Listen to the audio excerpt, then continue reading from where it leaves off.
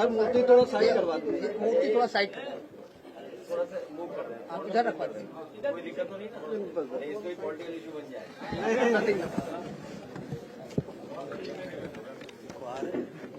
हाँ तो आ ही जाएगा, तुम उधर से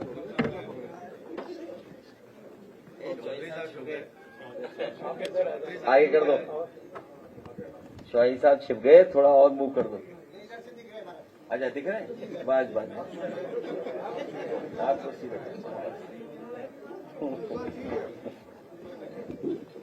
नहीं, अच्छा आप लोग बताते रहते हो।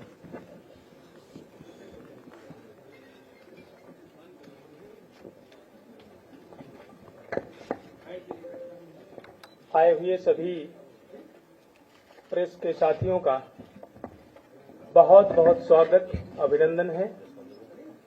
आज राजर्षि छत्रपति साहू जी महाराज की 191वीं जन्म जयंती है और समाजवादी पार्टी लगातार जो कार्य छत्रपति साहू जी महाराज ने अपने कोल्हापुर में अपने शासन काल में किए थे, उस कार्य को करने का संकल्प और तत्कालीन जो सामाजिक व्यवस्थाएं थी, जब आज का जो पीडीए है उनको शिक्षा लेने का अधिकार भी समुचित तरीके से नहीं था। हम सब लोग जो अपने इतिहास को देखते हैं तो ब्रिटिश हुकूमत ने एक अधिनियम बनाया 1795 अधिनियम 11। उस अधिनियम में स्पष्ट रूप से लिखा कि आज से इस देश के बहुसंख्यक समाज, चूंकि तत्कालीन वर्ण व्यवस्था प्रभावी थी, तो उसमें लिखा शूद्र समाज के लोगों को भी संपत्ति रखने का अधिकार दिया जाता है। 1812 में सबको शिक्षा लेने का अधिकार अधिनियम बना करके ब्रिटिश हुकूमत में दिया गया और उस समय जो आज लोकतंत्र का चौथा स्तंभ है, मीडिया और संचार का ये साधन नहीं था और राजाज्ञा जारी होने के बावजूद भी आम जनमानस के बीच में राजाज्ञा की खबरें नहीं आ पाती थी, जिसका परिणाम होता था कि राजाज्ञा जारी होने के बाद भी बहुत दिनों तक लोगों का शोषण हुआ, अन्याय अत्याचार हुआ। तरह तरह की प्रथाओं को बंद कराने का काम छत्रपति साहू जी महाराज ने किया। महात्मा ज्योतिराव फूले से प्रेरित होकर के छत्रपति साहू जी महाराज ने जब उन्होंने अपने शासन की बागडोर संभाली थी तो उस समय 157 विद्यालय थे और उनको पता था कि देश की तरक्की तभी हो सकती है, देश से विषमता खत्म तभी हो सकती है, देश से ऊंच नीच भेदभाव खत्म तभी हो सकता है जब सबको समान शिक्षा का अधिकार मिलेगा और सभी समान रूप से शिक्षित होंगे। उन्होंने लगातार इस पर काम किया और अपने शासन काल में 579 विद्यालयों की स्थापना उन्होंने उस समय कराई। लेकिन बड़े दुख के साथ कहना पड़ रहा है कि आज भारतीय जनता पार्टी की सरकार आजादी की इतने वर्षों बाद, जब देश की आबादी लगातार बढ़ती जा रही है और शिक्षा के प्रति लोगों में जागरूकता बढ़ती जा रही है, जो अभी तक समाज का उपेक्षित है, वंचित है, शोषित है, जिसको समुचित अवसर नहीं मिला, पढ़ने लिखने का अवसर नहीं मिला, जब वो शिक्षा की लाइनों में लगने लगे, विद्यालय की लाइनों में लगने लगे, तो 5000 से ज्यादा विद्यालय बंद करने का निर्णय भारतीय जनता पार्टी की सरकार ले रही है। लिहाजा परिणाम क्या होगा? जो पीडीए है, जो गरीब है, जिसके पास संसाधन नहीं है, धन के अभाव में जो अपने बच्चों को दूर विद्यालय में नहीं भेज सकता है, उनके बच्चे शिक्षा से वंचित हो जाएंगे और देश फिर से उन्हीं हालात में पहुंच जाएगा। आज जब से भारतीय जनता पार्टी छत्रपति साहू जी महाराज ने 1902 में, जुलाई 1902 में 50% आरक्षण की व्यवस्था ऐसे बहुसंख्यक समाज के लिए की जो सामाजिक और राजनीतिक मुख्यधारा से जुड़े नहीं थे। आज आजादी की इतने वर्षों बाद जब भारतीय जनता पार्टी की सरकार आती है, 2017 से आप सभी पत्रकार बंधु, आप पूर्व की समाजवादी पार्टी की सरकार की वैकेंसी देख लें और आज भारतीय जनता पार्टी की सरकार की वैकेंसी देख लें। जो आरक्षण अधिनियम बना है, उत्तर प्रदेश लोक सेवा आरक्षण अधिनियम 1994 की धारा 1 की उपधारा 6, जो यह कहती है कि पिछड़े अनुसूचित वर्ग का अभ्यर्थी अगर सामान्य मेरिट क्वालिफाई करता है तो उसे सामान्य वर्ग में समझा जाएगा, किसी आरक्षित कोटे में नहीं रखा जाएगा। लेकिन भारतीय जनता पार्टी ने लगभग उसको खत्म ही कर दिया है। जो भी कोई अभ्यर्थी आवेदन करता है, अगर वो पिछड़ी जाति में आवेदन किया है या अनुसूचित जाति में आवेदन किया है, तो चाहे उस प्रतियोगी परीक्षा का टॉपर ही क्यों ना हो, उसको उसी वर्ग में रह करके उसके हक अधिकार को मारने का काम भारतीय जनता पार्टी कर रही है। आज हालात क्या है? आज भारत के संविधान में जो हमें फंडामेंटल राइट मिला है, हमारे संविधान में आज जयंती के अवसर पर चर्चा इसीलिए कर रहे हैं कि भारत के संविधान के भाग 3 में जो फंडामेंटल राइट मिला है, उसमें आर्टिकल 12 से लेकर के 18 तक जो हमें राइट ऑफ इक्वलिटी देते हैं।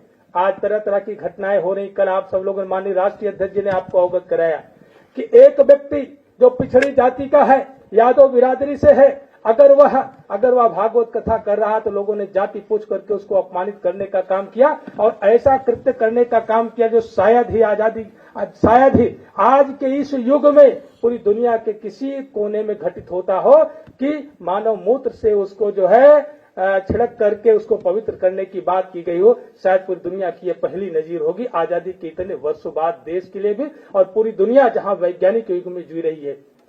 तो निश्चित रूप से आज भारतीय जनता पार्टी न उसको वैज्ञानिकता पर भरोसा है, न संविधान पर भरोसा है और न पिछड़े दलित जो अल्पसंख्यक हैं, जो पीडीए की बात समाजवादी पार्टी, जो हमारे माननीय राष्ट्रीय अध्यक्ष जी जिसके हक अधिकार को लेकर के सदैव चिंतित रहते हैं, आज भारतीय जनता पार्टी उन्हीं के हक अधिकार को मिटाने का काम कर रही है।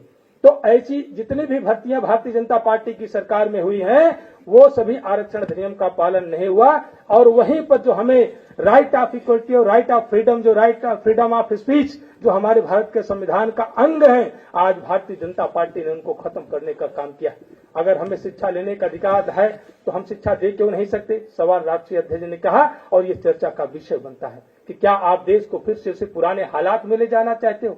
आज कोई भी विरोधी पार्टी का व्यक्ति, खासतौर से समाजवादी पार्टी का अगर व्यक्ति है या विधायक है, सांसद है या कार्यकर्ता है, वह सरकार की नीतियों का विरोध करता है तो उसके ऊपर फर्जी मुकदमे लगा करके उसकी फ्रीडम ऑफ स्पीच को खत्म करने का काम किया जाता है, उसका उत्पीड़न करने का काम किया जाता है।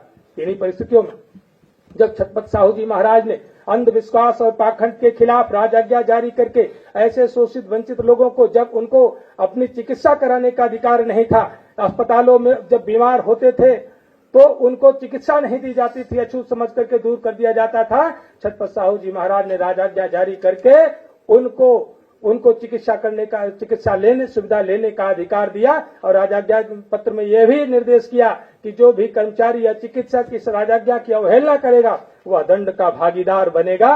उन परिस्थितियों में आज क्या हो रहा है? आज भारतीय जनता पार्टी की सरकार जो हमारा जो राइट ऑफ जो इक्वलिटी है उसे खत्म करके जो हमें फंडामेंटल राइट्स मिले हैं उसको खत्म करने का काम कर रही है।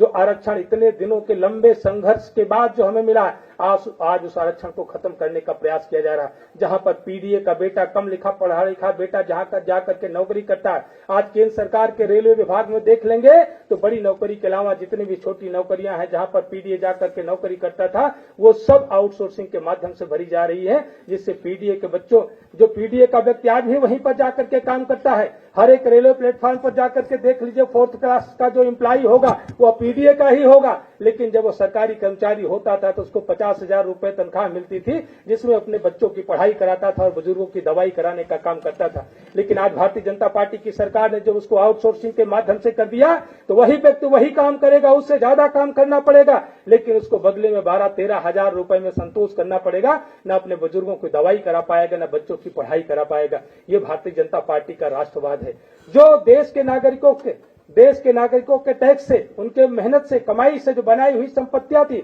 आज उनको बेच करके अपने उद्योगपतियों मित्रों के हवाले करके वो झूठे राष्ट्रवाद का नारा देकर के लोगों को गुमराह करने का काम कर रहे हैं। तो आज छत्रपति साहू जी महाराज की 191वीं जन्म जयंती के अवसर पर यह कार्यक्रम उनको श्रद्धांजलि देने के लिए और समाजवादी पार्टी के मुखिया आदरणीय हम सबके नेता पीडीए के मसीहा आदरणीय अखिलेश यादव जी ने जो संकल्प लिया है कि हम लोग आने वाले वक्त में छत्रपति साहू जी महाराज के सपनों का साकार करेंगे और उत्तर प्रदेश को ही नहीं पूरे देश को छत्रपति साहू जी महाराज हो या महात्मा ज्योतिराव फूले हो, बाबा साहब के सपनों को साकार, उनके सपनों का भारत बनाने का काम करेंगे। आप सबका बहुत बहुत स्वागत करते हुए मैं चाहूंगा कि आदरणीय अध्यक्ष जी आपको संबोधित करने का कष्ट करें। माननीय आदरणीय अध्यक्ष जी।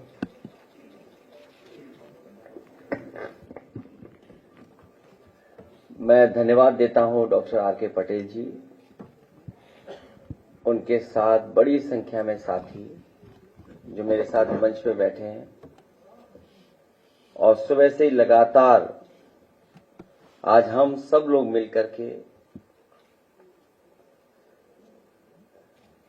छत्रपति साहू जी महाराज जी की जयंती मना रहे हैं। मैं सबका बहुत बहुत धन्यवाद और आभार प्रकट करना चाहता हूं। बहुत सारे वक्ताओं ने जो बुद्धिजीवी हैं, समाज के और इंस्टीट्यूशन के बहुत प्रतिष्ठित लोग हैं, उन्होंने भी बहुत अच्छे विचार रखे हैं।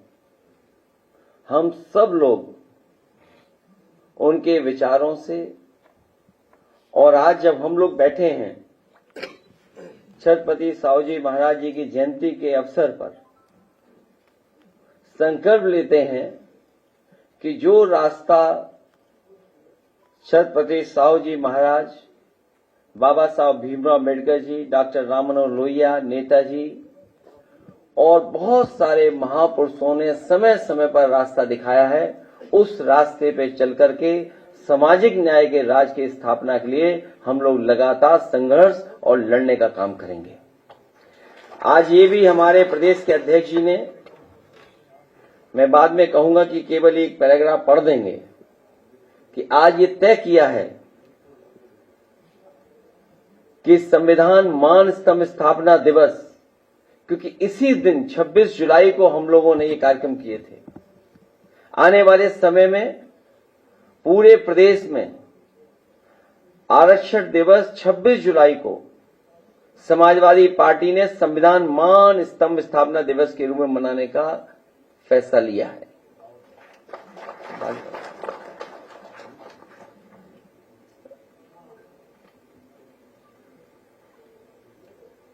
हम और आप लोग देखते हैं कि भारतीय जनता पार्टी सत्ता में पहुंचने के लिए संविधान का तो इस्तेमाल करती है, संविधान के बारे में चर्चा तो करती है, संविधान पर चलने की और संविधान को मानने की बात करती है सत्ता में आने तक। लेकिन जैसे ही भारतीय जनता पार्टी सत्ता में आती है वो संविधान को नहीं मानती। बाबा साहब भीमराव अम्बेडकर का दिया हुआ संविधान के रास्ते पर नहीं चलते। भारतीय जनता पार्टी के लोग शपथ भी लेते हैं। शपथ लेकर के ये महसूस होता है उनके काम करने के तरीके से कि उनके शपथ ग्रहण में जो संविधान की शपथ लेते हैं निष्ठा का पूर्ण अभाव दिखाई देता है। इधर हम देख रहे हैं उनकी बातों में और कई बार सुना है उनसे कि सोशलिज्म, सोशलिस्ट और सेकुलर के लिए उनके पास बहुत बड़ी जानकारी है। जो लोग सोशलिस्टों के खिलाफ हैं वही सेकुलर लोगों के लिए खिलाफ भी हैं। ये बात समझ में नहीं आ रही है कि वो लोग जो सोशलिज्म और सोशलिस्टों के खिलाफ हैं वही लोग सोशलिज्म को मान तो रहे ही नहीं है, वही लोग सेकुलर और सेकुलरिस्टों के खिलाफ भी हैं। वजह वही है, दरअसल हमारे समाज में बहुत दिनों से व्यक्ति बनाम समाज का संघर्ष बहुत पुराना चल रहा है और कोई ये संघर्ष नया नहीं है, लगातार संघर्ष होता रहा है। ये मैं बनाम हम की लड़ाई है। ये मैं बनाम हम की लड़ाई है। समाज के निर्माण और उत्थान के लिए अपनी व्यक्तिगता का विलय करना होता है, जो ऐसे खुद परस लोग कभी नहीं करते हैं। जो मैं बोलते हैं वो कभी स्वीकार नहीं कर सकते हैं।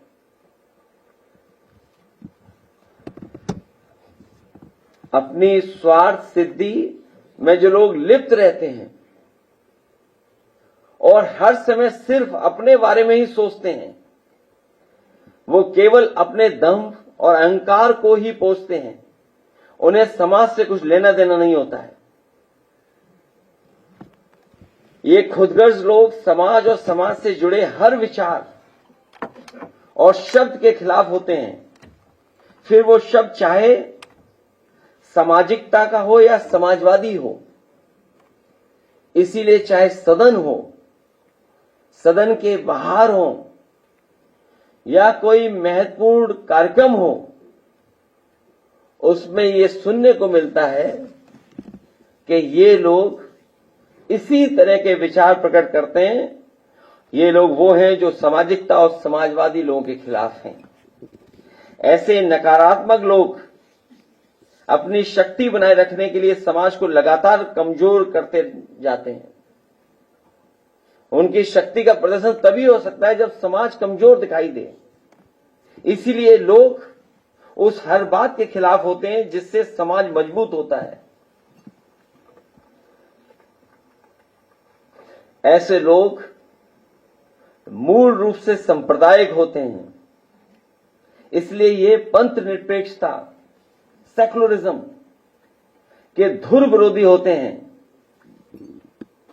क्योंकि पंथ निरपेक्षता, सेकुलरिज्म हमें ये सिखाती है और लोगों को करीब लाती है, लोगों को सहनशीलता बनाती है, सहनशील बनाती है, लोगों को जियो और जीने दो का सिद्धांत सिखाती है, सबके बीच मेलजोल बढ़ाती है, सौहार्द बढ़ाती है, हमारे देश की गंगा जमुनी तहजीब की हिफाजत करती है, दिलों को एक दूसरे से जोड़ती है, क्योंकि इन सब बातों से समाज मजबूत होता है। इसलिए एकाधिकारवादी लोग समाजवादी और पंथ निरपेक्षवादी विचार से विरोधी होने का और विरोध ही करते हैं। सोशलिस्ट और सेकुलर होने के लिए बड़े दिल वाला होना चाहिए। सोशलिस्ट और सेकुलरिस्ट होने के लिए बड़ा दिल वाला होना चाहिए। बड़ा दिल करना पड़ता है। इसलिए हार्टलेस लोग इसका हमेशा विरोध करते हैं और ये विरोध हमेशा करते रहेंगे। इसलिए हार्मोनियस पॉजिटिव पॉलिटिक्स की बुनियादी बातें हैं जिन्हें कम्युनल नेगेटिव पॉलिटिक्स करने वाले कभी भी स्वीकार नहीं कर सकते, क्योंकि इनकी